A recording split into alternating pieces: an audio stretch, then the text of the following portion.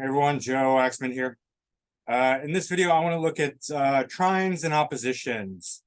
And yeah, so without further ado, let's get into it. Please hit the like button if you can, subscribe, all that good stuff. So the nature of the trine is, there's the current transits, is it's fire nature, because the trine is from Aries. We have let's just pull it, let me just pull it up to Aries just so we can have a clear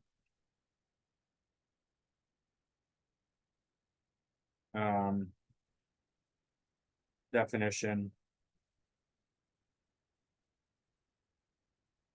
clear image, sorry, not definition, image.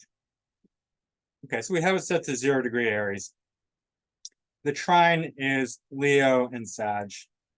It's really simple. That's all it is. It is same element, you know, so whatever element you have, you can have a fire trine, earth trine, air trine, water trine, right? And we get all the same element, and it's 5 and 9 away. And with the natural zodiac, it relates to Leo and Sag. So this has a fiery nature, a trine. It doesn't seem to matter so much. I mean, just take that very loosely. It's not like, well, what would that mean if it's, you know, like a water or earth, you know, grand trine? It still has a very powerful influence. Generally speaking, it creates a lot of harmony, a lot of skill, a lot of talent, a lot of ease, a lot of grace with those planets and points that are involved. Here we have right now, well, this is actually tomorrow. Well, let's look at now to clock right now. Okay. Between Saturn and Mercury and Sun, we have a really nice trine. And this is not doing much for either of these. I mean, Mercury does not like Pisces, Saturn does not like Cancer. So it's not like, so this kind of trine is good, not great.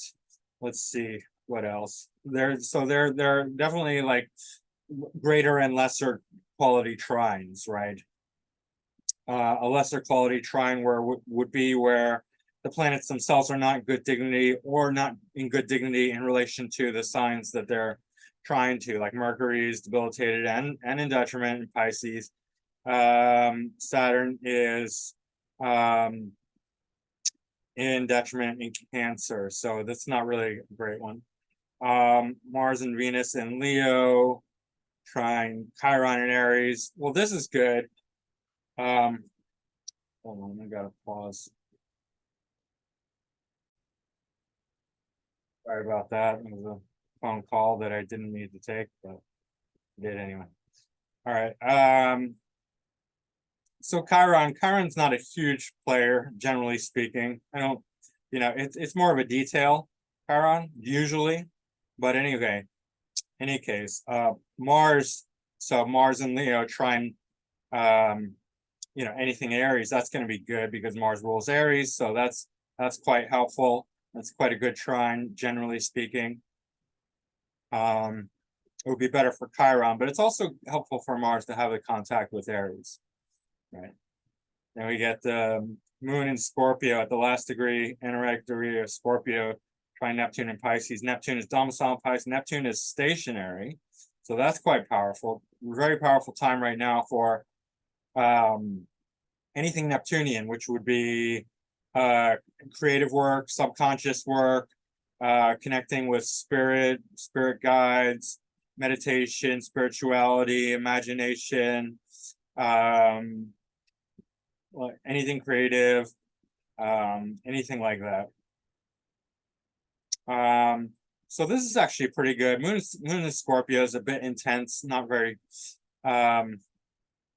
stable, but this trine is deeply intuitive and spiritual, kind of psychic quality to it, because Moon in Scorpio, trine Neptune and Pluto, or Neptune and Pisces, stationary. So definitely, if you want to tap into psychic intuition, now's an excellent time.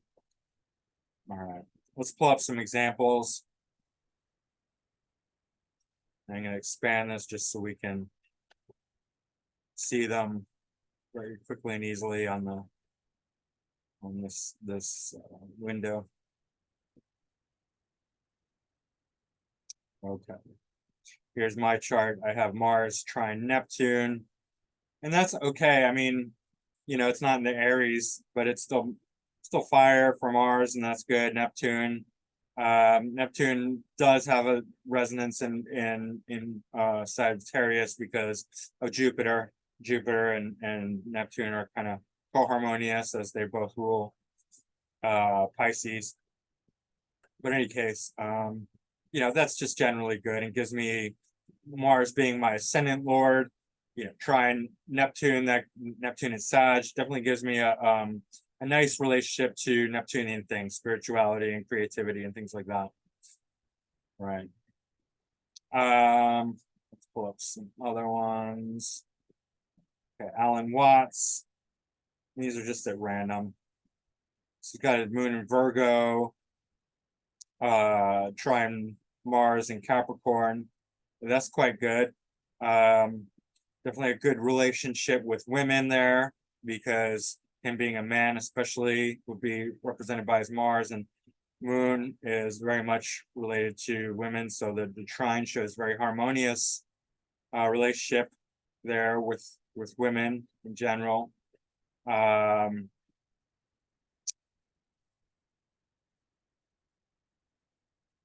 see what else. I mean, moon's not great in Capricorn, but Mars is, so that works quite well. And then Mercury here also benefits from moon being in Virgo. Right, moon Mercury is exalted and in domicile in Virgo, so it benefits. And the moon benefits from that triangle relationship as well. Definitely creates some sort of more intelligence, skills. I know who we can look up.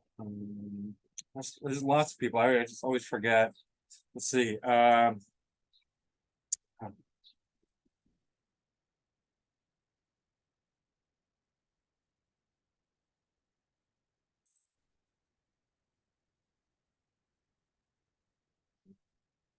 What I learned. Benicio del Toro. He's got a really nice grand fire water trine. Grand water trine.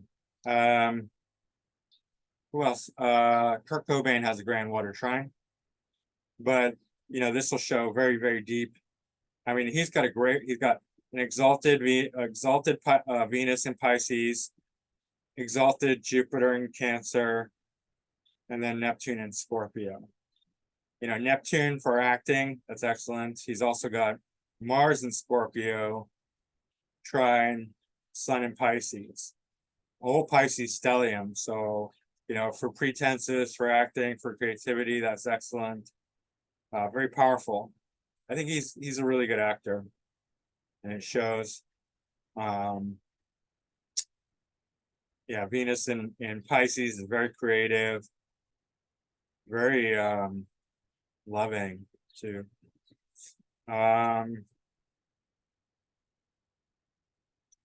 Hawking. Oh, let's see here.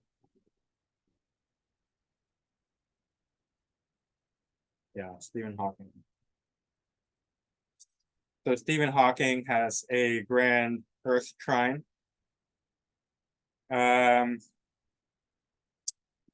Mercury in Capricorn, Moon in Virgo. Moon in Virgo exactly at my degree. I have Moon in Virgo at 19 degrees. And then I have Mercury trine Moon in Taurus, so I have that as well. But he's got it in Capricorn, so that's really good. Because Mercury is exalted, and it's not exact, with the degrees, but still within range. And then Sun even more in range of the Moon. and that helps a lot. And then Saturn, and then Saturn's trine, you know, the sun and Mercury in Capricorn from Taurus. Saturn rules Capricorn, so Saturn's dignifying this Capricorn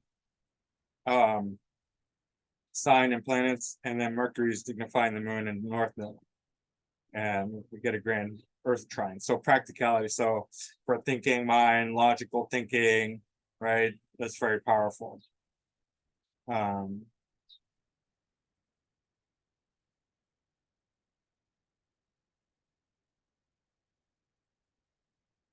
Skills and talents are really an ease, a certain kind of ease comes along with trines. So ease of they just succeed very easily with a lot of trines. I'm just pulling people up at random. George Frederick Handel, composer, really nice trine between South Node, Uranus, and Chiron. Jupiter and Libra.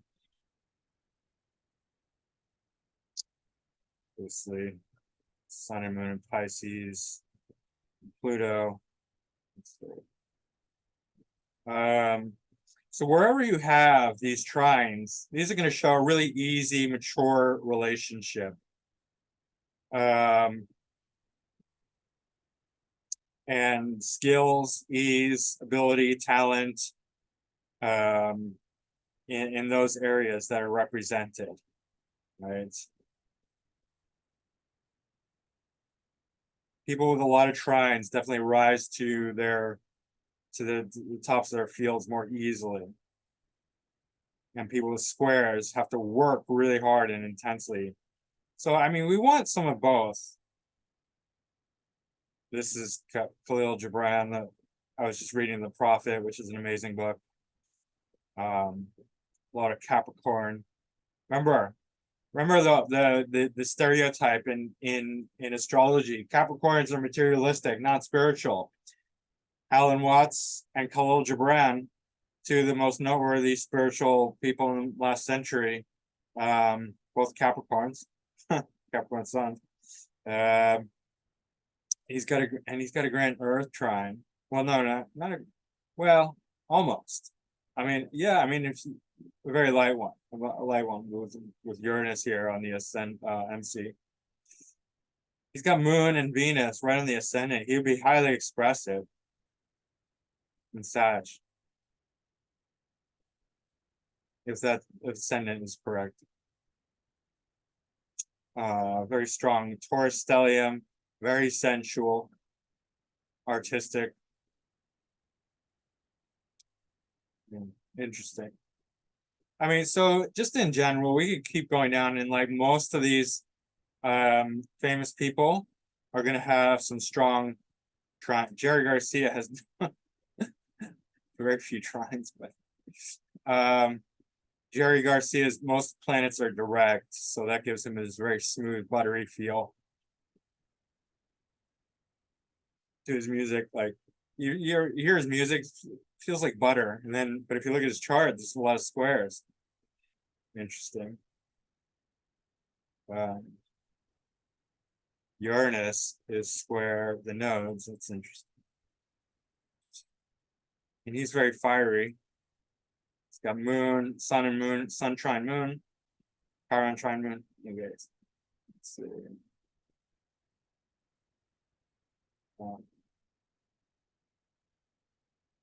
Harrison Ford, Uranus trine the ascendant,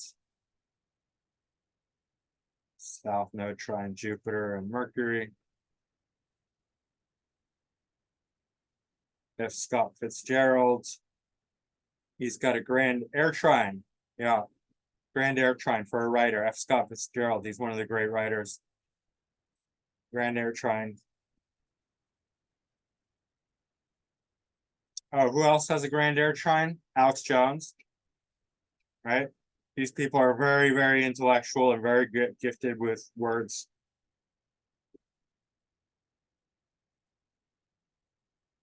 Ella Fitzgerald, jazz singer. Interesting. So Mercury's in Taurus. Mercury's ruling second. It's in Taurus, right in the 10th house.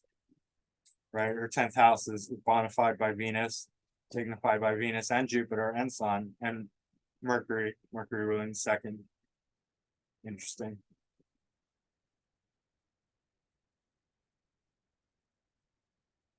She has some trines going on. Major. Bobby Fischer, Grand Air Trine, famous chess player, really, really powerful one. Skills and talents, right? Grand Air Trine, Grand Air Trine, Grand Air Trine, Grand Earth Trine. These are going to be very, very intellectual. Grand Air Trine, better with words. See Pluto right on the ascendant, so very strategic. Pluto for a chess master is going to be very important. Bobby Fischer. All right, let's look at the opposition. Now, despite here's one of my pet peeves. They say, like, if you study classical astrology, they put out this flimsy logic that says in the what is it called? Thema Mundi, which is the old that's where, all right, so it's based on the luminaries. You do the chart based on the luminaries. And this is a good example because Moon and Sun. Moon is Cancer, Sun is Leo. And then you have Mercury, and then you have Venus. So there's an order to it. Mars, Jupiter, Saturn. These are all the rulerships, right? And so there's this harmony, and that's why it's called the Thema Mundi, right? And they say that because the luminaries are the sort of the leaders of this harmonious order, that it's based on the luminary. The aspects are based on luminaries, and what is it? Saturn is opposite the luminaries, therefore oppositions have the nature of Saturn. And that's really flimsy logic. It makes much more sense when we take the natural zodiac with Aries at the head, realize that the opposite, Aries represents the self or the ascendant, and then the opposite, the ascendant, would be Libra or the descendant, and that represents others. So opposition represents relationships and others in real life. In real practical terms, in astrology, oppositions represent equal relationships, whereas the inconjunct represents unequal relationships. So in any relationship, there's going to be difficulty. So like when you have an opposition of planets, there will be a certain challenge, but a certain compatibility and harmony as well. I don't have some any examples in mind, so I'm just going to pick random things. Make sense of some of them. Oh yeah, Eminem has a grand air trine, rapper, makes sense.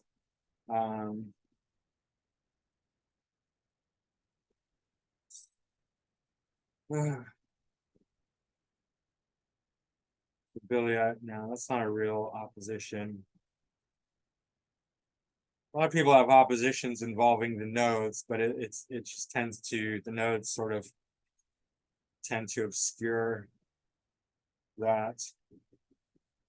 Okay, so Richard Dreyfuss has Sun Moon opposition. These people, so yeah, there's some people have full moon, born during a full moon. These people have great relationships during their whole life. Now, Richard Dreyfuss, I don't know about his relationships, but full moon makes for a very bright persona, outgoing personality, somebody who can have very powerful, meaningful, and active long-term relationships. They build relationships easily, right? When the sun and moon is opposite.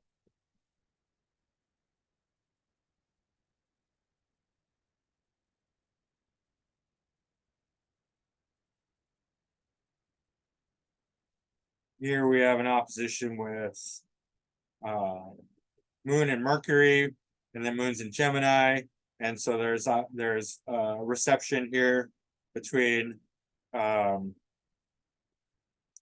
with the Moon and Mercury. The Moon is receiving Mercury, if that's how it's said. I'm not sure. I mean, anyway, Mercury rules Gemini, so Mercury's dignifying the Moon here. And for a writer, Dostoevsky, that's good. It's opposition, so I wish I had more to come. I haven't read any Dostoevsky, so it's like, oh my god.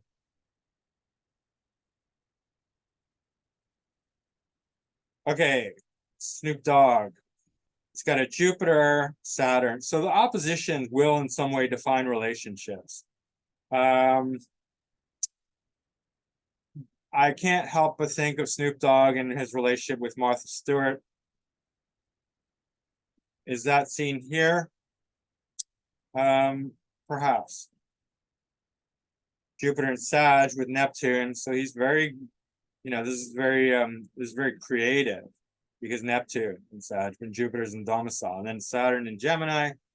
Well, Gemini for words, definitely. Saturn and Gemini is going to create very long, and it's in the second house, so that does relate to his rapping.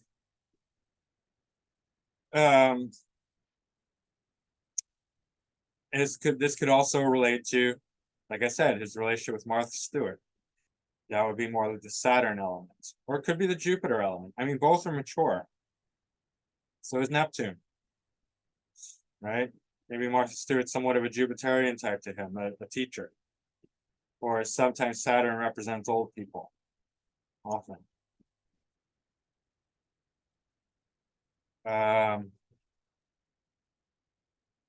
Celine Dion with Pluto and Venus in Pisces, Venus and Mercury in Pisces.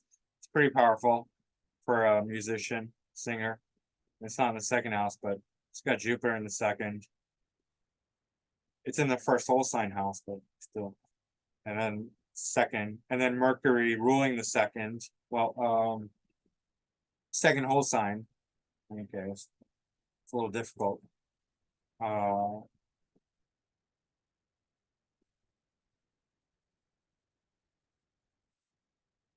It would help if I could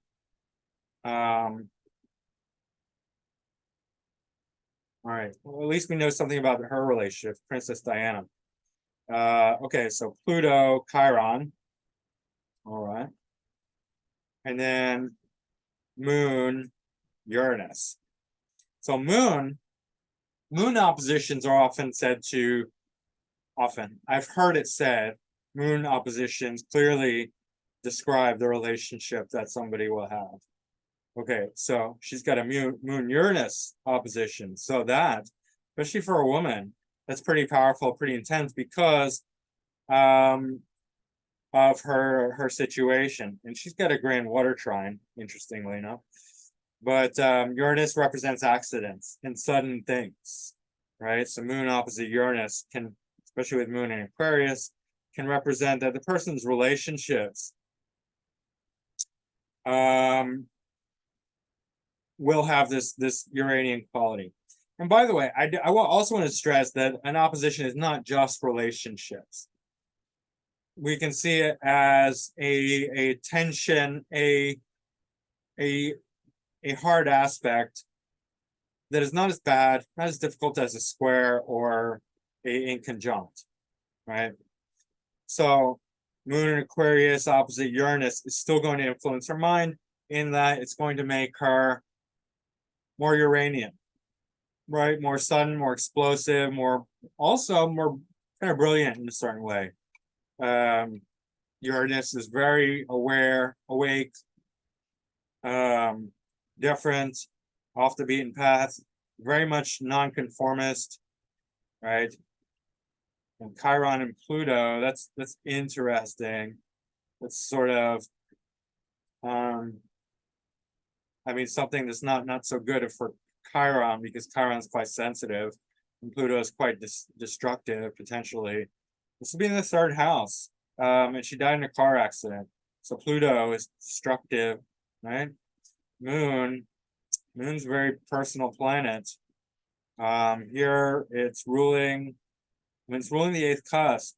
So it's the eighth lord and it's Sun and Mercury ruler. So that's a very important planet for her. So that's a heavy opposition, I would say, these two. Danny DeVito. So you got Mercury, Uranus opposition, and that's quite good because well, Mercury and Uranus is quite brilliant together, right? Mercury rules Gemini, so really good for this Uranus in the sixth house. Sixth house for an actor would represent TV shows, and he's been in a lot of TV shows, even more than movie. Oh, he's been in a number of movies, but like that would be 12th house. 12th house is more movies, sixth house is more TV shows as far as an actor goes.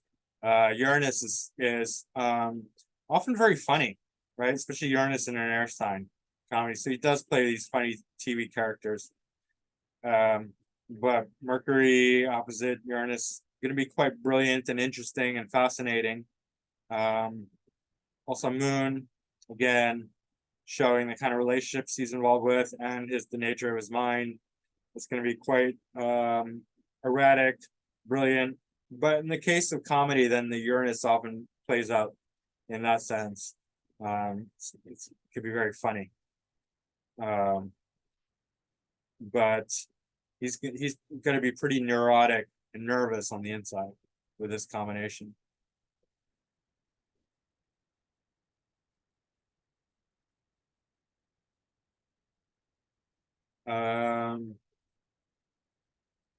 Let's see, James Dean, Saturn, Pluto. So Saturn's in Capricorn opposite Pluto, very destructive relationships with older men.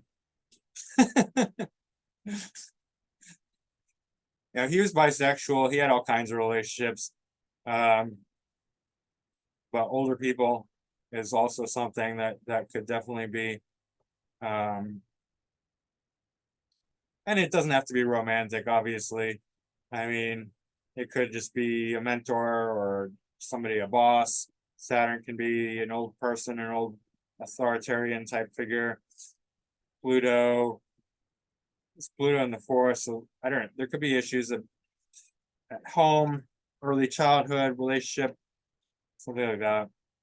You have to dig it out. Again, it helps to know what we're talking, like the background of the person.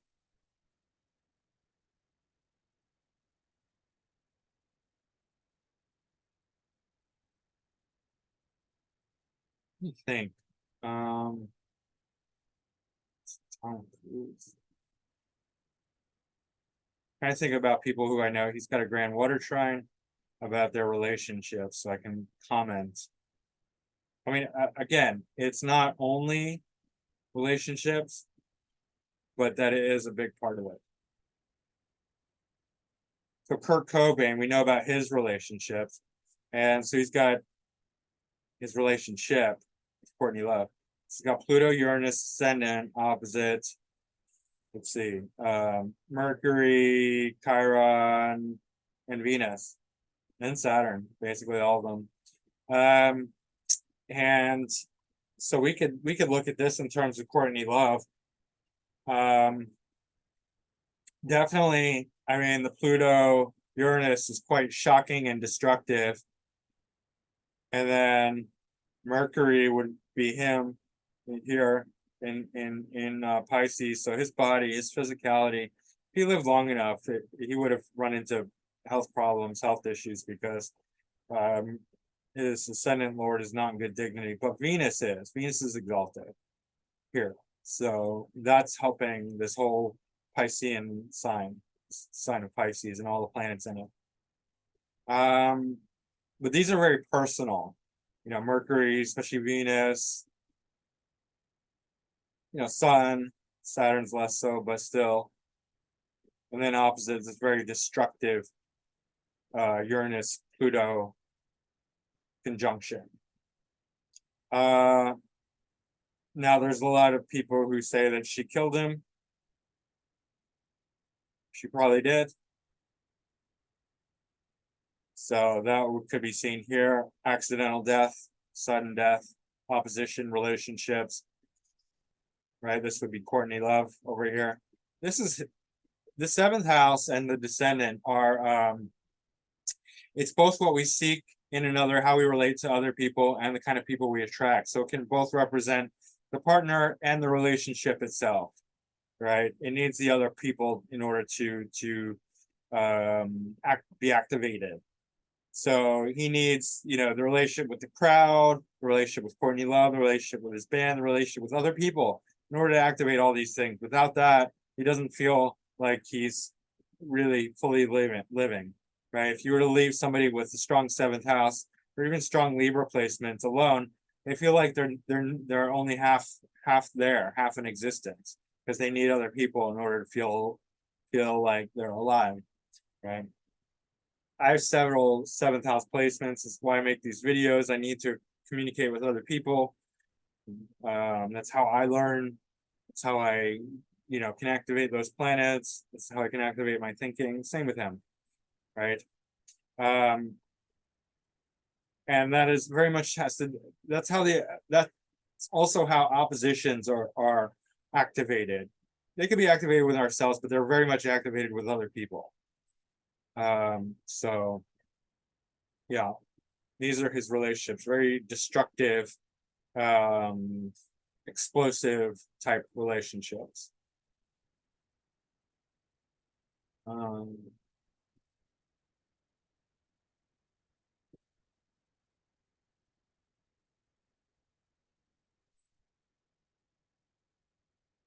Sorry, I just want to find somebody who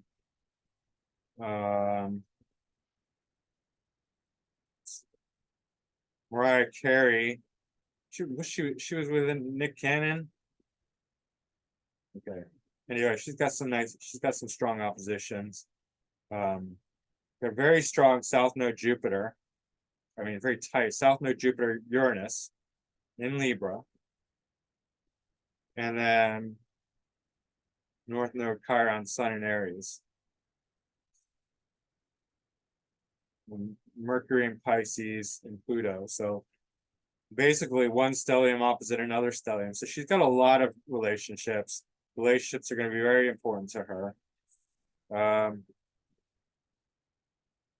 remember her, besides that, the voice thing was somewhat of anomaly with Mariah Carey, because her second, unless her birth time is wrong, which very well could be, but her second house is empty, and then Mercury is in detriment, the second lord, right? And so that's interesting. And how do we resolve that as far as her being the singer? I don't know. It leaves me to believe possibly that her birth time is wrong, because it generally always adds up to a really strong explanation when we look at, the second house and second lord for singers.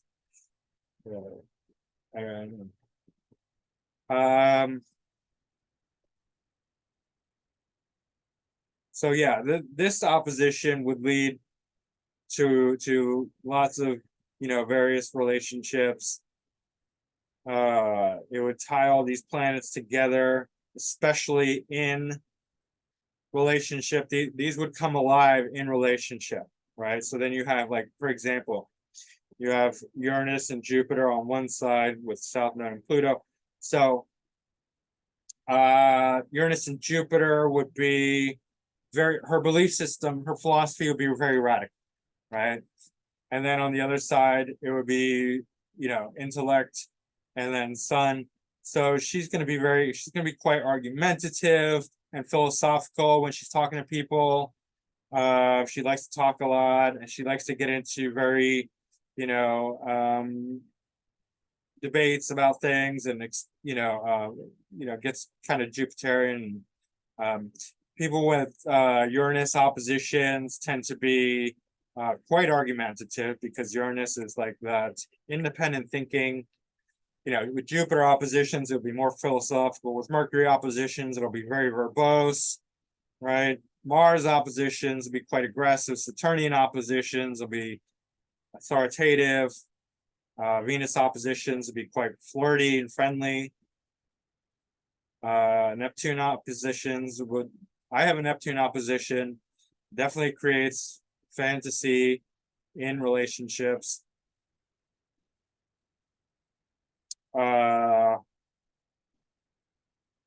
Steve Carell has Mercury, Pluto, opposite Jupiter and Chiron, and then Moon and Uranus. So that's going to be quite interesting. That's going to influence his relationships, and again, he'll be very philosophical on one side, and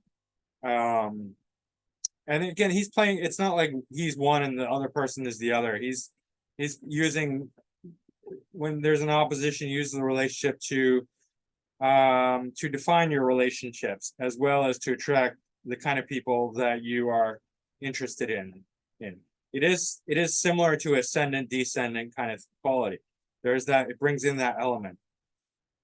So and they can both be the self. There might be one more because, you know, if he's a Virgo ascendant, then he identifies with Mercury.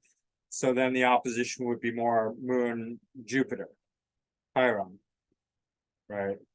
But then he's getting philosophical Jupiterian. Jupiter's in Pisces, so very generous, compassionate, but also somewhat strategically manipulative, with Pluto here, and calculating. Mercury and Virgo is very intelligent, so he's like a nice guy who might, you know, try and control you at the same time, right? He's got Uranus. He's going to be very funny about it. You know, one of these guys who are just like, they're super duper nice, but at the same time they got their hands all over you and they're trying to, you know, steer you and however they want, and they're like, oh, you know, pretending like they're not, like, you know, mean nothing by it, but at the same time you feel like they're a bit heavy-handed with their niceness, something like that. Any case, probably giving you enough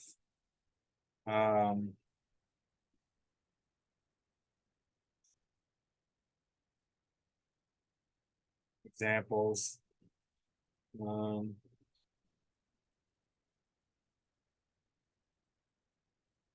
Chris Brown.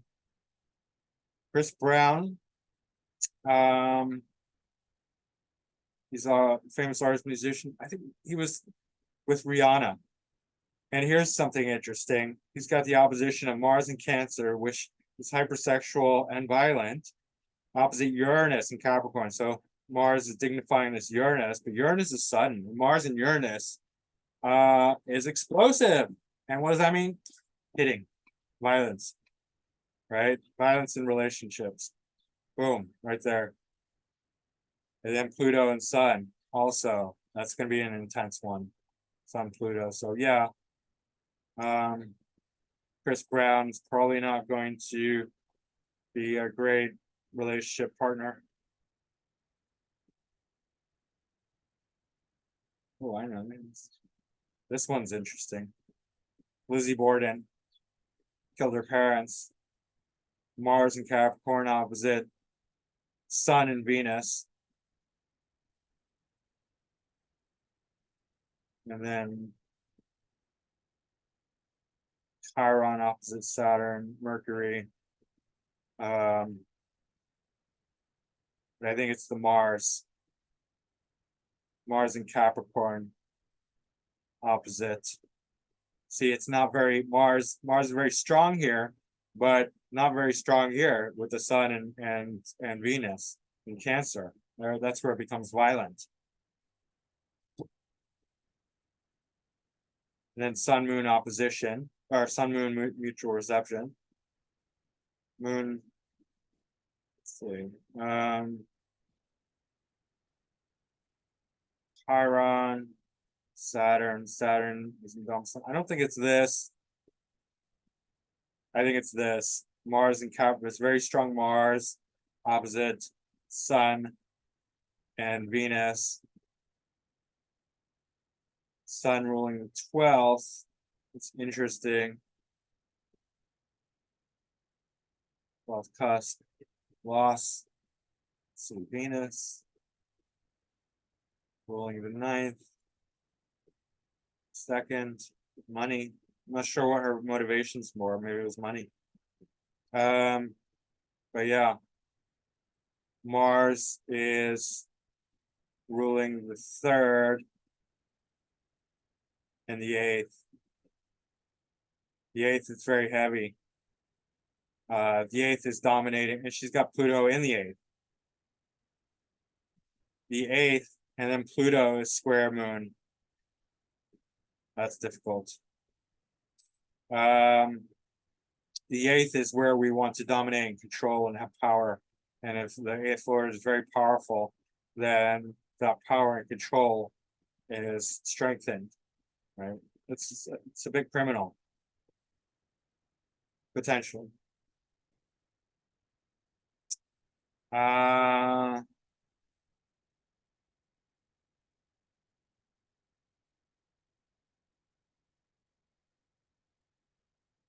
There's probably so many more examples that I could pull up.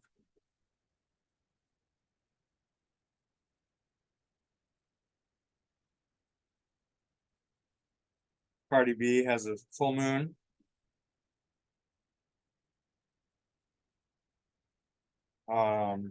So she's got a lot of relationships. All right.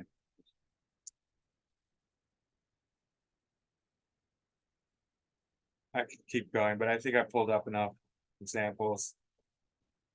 All right, just a summary. The trines are skills and talents. They have a Leo, Sag relationship, so bring out a lot of. They're the most harmonious aspect. I mean, sextiles too, but trines even more so because it's in the same element, right? So you get a lot of skills, a lot of talents, a lot of ease, a lot of grace, a lot of ability. Oppositions are good, but they're very relational, right? They bring in, they're activated by relationships, and they attract those kind of relationships that are represented in the opposition. And they're challenging, as any relationship is challenging. That's how challenging they are. How good or bad is it? Well, think about any relationship. Any relationship where it's equal is going to challenge you. You have a back and forth. You have, communicating, sometimes arguing, sometimes loving, sometimes attracting, sometimes perplexing, sometimes all kinds of things, right? Here we have Chiron, Uranus. Well, that's a bit interesting for Lance Armstrong. Being that he was shocking in that he took drugs. He's got Neptune on the ascendant, or Neptune in the first, rather, conjunct Jupiter. In any case,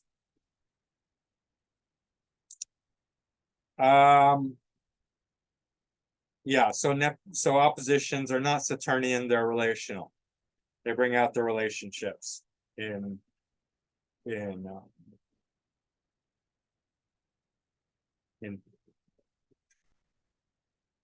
I'm not paying attention. Anyway, I think you guys get it. They're relational. It's a relational aspect. I'm boring myself, so I'm gonna stop.